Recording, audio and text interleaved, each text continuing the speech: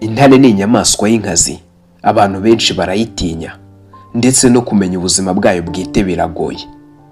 Benshi bakunze kuyita umwami w'ishyamba, ahanini kubera ubukana bwayo, ku buryo ari inyamaswa itinyitse mu buryo budasanzwe.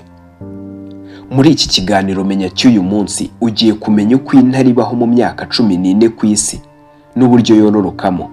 Nge ndi muvandimwe Penuweli, mbahaye ikaze mu kiganiro menya cy'uyu munsi. Ese intare zororoka gute? Mu gihe cy'ubukonje intare y'ingabo ifata intare y'ingore ikayimarana iminsi 2.